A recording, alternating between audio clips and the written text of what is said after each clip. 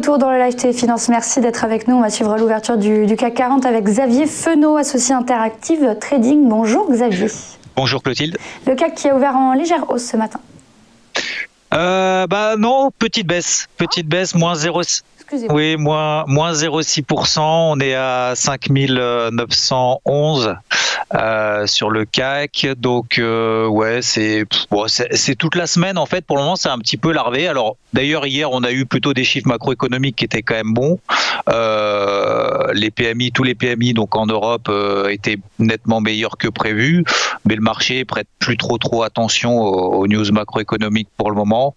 On attend un peu des nouvelles concernant un peu le vaccin et ses reconfinements un peu à droite et à gauche.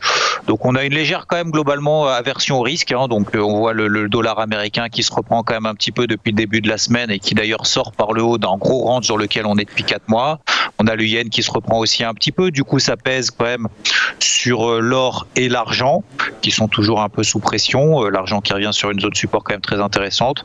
L'or qui bouge plus trop quasiment depuis 2-3 semaines maintenant.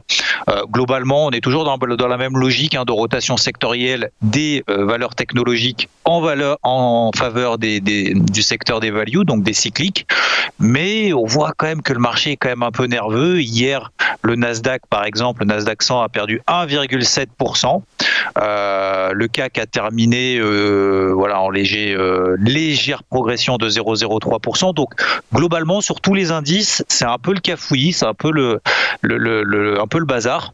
Sur le CAC 40, on a fait un échec sur les plus hauts d'avant Covid. Ça, tout le monde l'a vu, c'était à peu près autour des 6100 points.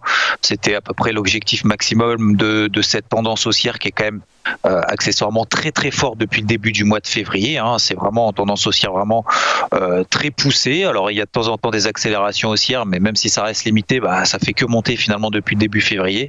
Et là, voilà, on est un peu dans cette phase un peu d'observation, d'hésitation. Techniquement, donc on est revenu sur cette moyenne mobile à 20 périodes, à 20 jours, qui est ici tracée en bleu.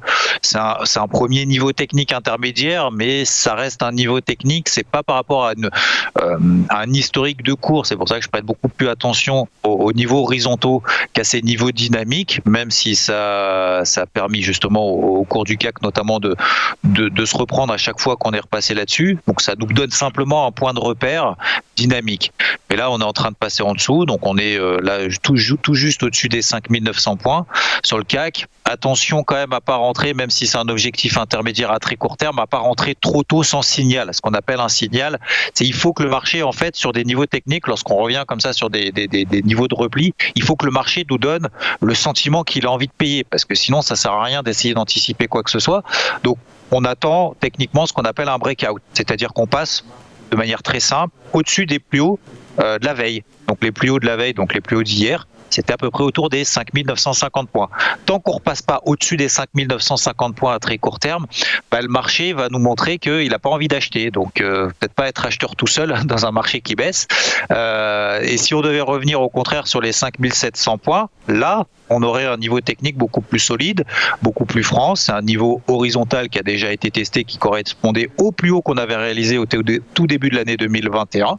Ensuite, ça a fait support. Ça correspond à peu près à l'épaisseur du trait qui est quand même assez large. Ça correspond à la moyenne mobile à 50 périodes qui est en rouge sur le graphique. Donc voilà, là on est un peu en phase d'hésitation. Alors le CAC surperforme un petit peu par rapport aux indices américains parce que il est plutôt composé de valeurs value que le marché préfère, en tout cas pour le moment. Sur les marchés américains, c'est un petit peu plus délicat, plus particulièrement sur le Nasdaq. Donc zone d'achat à très court terme, oui, mais il faut que le marché nous donne quand même l'envie d'acheter en passant au moins au-dessus des plus hauts d'hier. Pour le moment, c'est pas le cas. Zone d'achat un petit peu plus intéressante de manière beaucoup plus offensive, 5700 points, mais on risque de mettre un petit peu de temps avant d'y aller. Merci beaucoup Xavier Fenot. À suivre dans un instant les Market Movers.